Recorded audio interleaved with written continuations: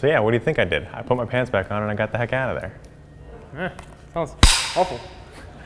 Today in the Detail Garage, I'm going to be showing you guys how to remove holograms. This is a 2015 Volkswagen Golf R. It's got this beautiful blue paint job on it. It's routinely detailed, but it was recently an accident where the whole front end had to be repainted. It was polished using improper techniques, and now it has holograms. And the reason for this is because the body shop used a wool pad, which is great for back in its day when you had lacquer or thicker paint, but on these new water-based paints, it starts to mar and it gives you this hologram effect. So what I'm going to do today is I'm going to show you how to remove it the easiest way, giving you the best shine and the best results. So over here, I've got a TORQ 10FX. This is the machine I'm going to be using. It's going to have a 5-inch backing plate because this car is pretty small, so I don't have large surfaces where I need to cover a lot of surface area. So I'll get in depth with the 5-inch backing plate using our orange pad. This is our cutting pad for getting down to those minor scratches and swirls to really refine the paint job.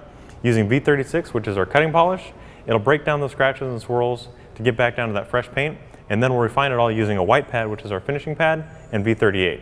Now the V38 is going to clean up any last minor scratches and swirls to really enhance the gloss of this metallic blue paint job. So let's get started.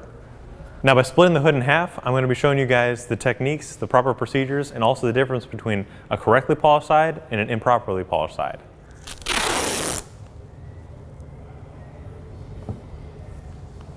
And scene. Now we'll start off by placing the pad on our machine. As I mentioned, this is our TORQ 10FX using a 5-inch backing plate and a 5-inch pad. Place it on there, get it as centered as possible. This is going to kind of prevent any kind of off balance, giving you the best results. And then we'll shake up our V36, which is our cutting polish. This has micro abrasives that take down any kind of scratches, swirls, or oxidation to bring back that fresh paint. I'm going to place 5 dime-sized drops on the pad, and then we'll start spreading it out on the paintwork and starting our polish job.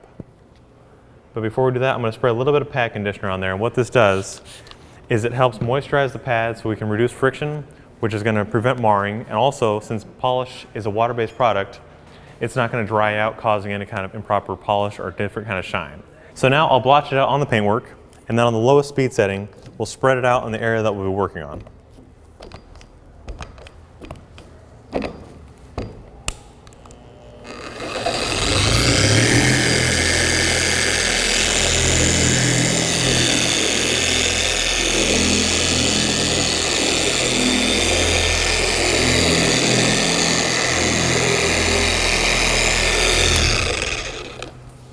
So now that it's all spread out, we're going to bump it up to our speed setting 6. This is the highest speed setting. This is how we're actually doing our polishing. But a few things before you do any kind of polish job or attempt polishing is, one, you want to wash the car to get off as much of that loose dirt and debris, and then you want to clay the surface to get all that embedded contamination out. This way you're not causing any kind of micro swirls or any kind of marring. So now that it's all spread out, let's get polishing.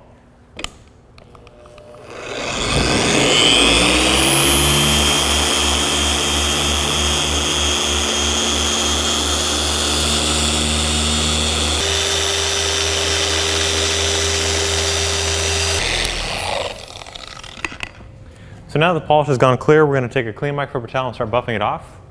Usually when you work your polish into the paintwork, it'll start taking off those minor scratches and swirls, and then you'll start to see a noticeable difference or a haze. That's when you want to take your clean towel and just buff off the excess. So working back and forth in straight lines, we don't want to create any new swirls. Now after working V36 into the paintwork, I can see that it's done a tremendous job by taking off those minor scratches and swirls, but more importantly, it's removed those holograms.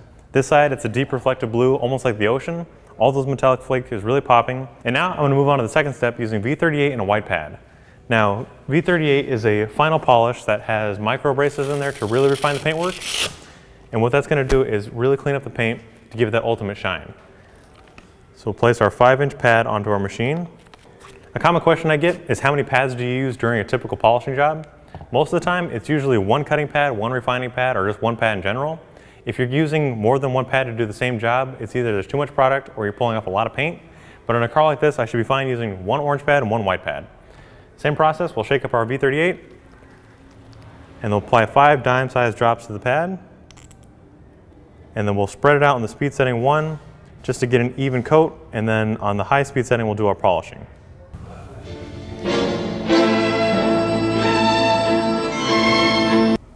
So same procedure, I'll work it into the paintwork. Once it goes clear, we'll buff it off, and then we'll take it outside to show you guys the before and after.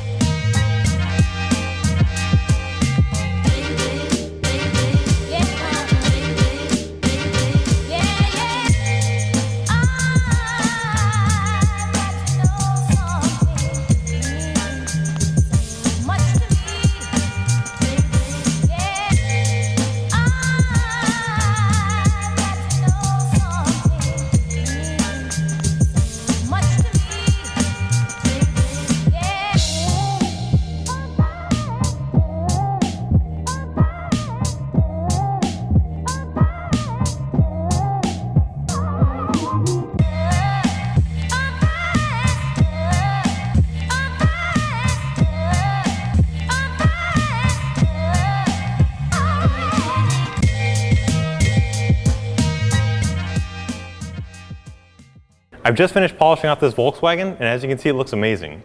By using B36 and B38, I was able to remove all those scratches, swirls, as well as that hologramming to give it that factory shine. Now we're going to move on to the protection step using JetSeal, and what this is going to do is give it a durable protection against harsh elements, UV rays, for up to 12 months.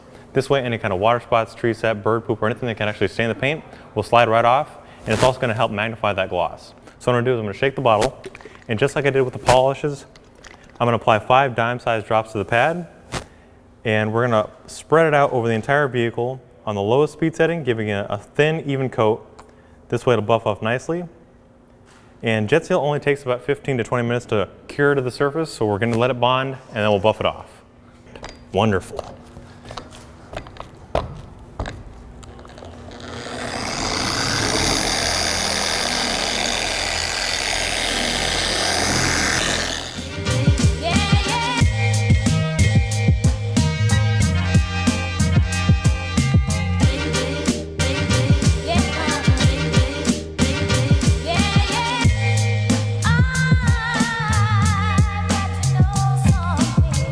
Now after letting JetSeal sit on the paintwork for about 20 minutes, we're going to start buffing it off using these red happy ending towels that'll pick up all that product without streaking, and since it has this laser cut edge, it won't create new scratches or swirls.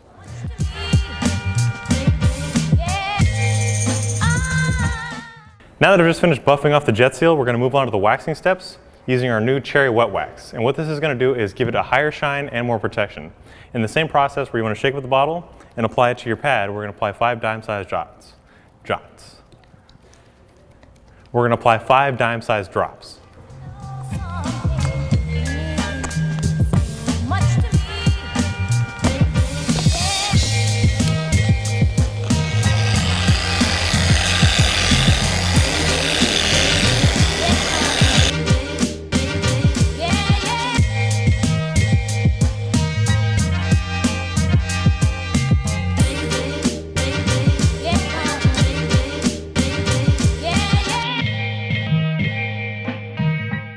So I'm getting ready to buff it off, but I'm going to use a quick detail spray. C9 Vitalize, this is going to emulsify any kind of dirt and debris that's sitting on the surface, while also giving it a hydrophobic property, because we are in a shop environment where there's dust constantly in here, so this is going to help trap it without scratching. So all you have to do, spray directly on the surface in a fine mist, and this is going to give it that freshly coated look. It's going to give it a high gloss, and also it's going to help add to that hydrophobic property. And then using our happy ending towel, we'll just start wiping it off. Comes off nice and easy. Leaves behind a high shine and that durable layer of protection. So now this Volkswagen is just about ready to roll out of the detail garage. To recap, we washed it this morning using Extreme Body Wash. We clayed it with a light clay bar to remove any of that embedded contamination. Then we pulled it inside to polish it with B36 and B38 to remove those scratches, swirls, as well as the holograms. Then coating it with JetSeal, give it that durable protection against harsh elements and UV rays. And finally finishing it off with cherry wet wax to enhance that shine and also give it more protection. So, if you guys want to learn more about these products, go to our website, chemicalguys.com. If you like this car or this video, be sure to give it a thumbs up, and we'll see you guys next time right here in the Detail Garage.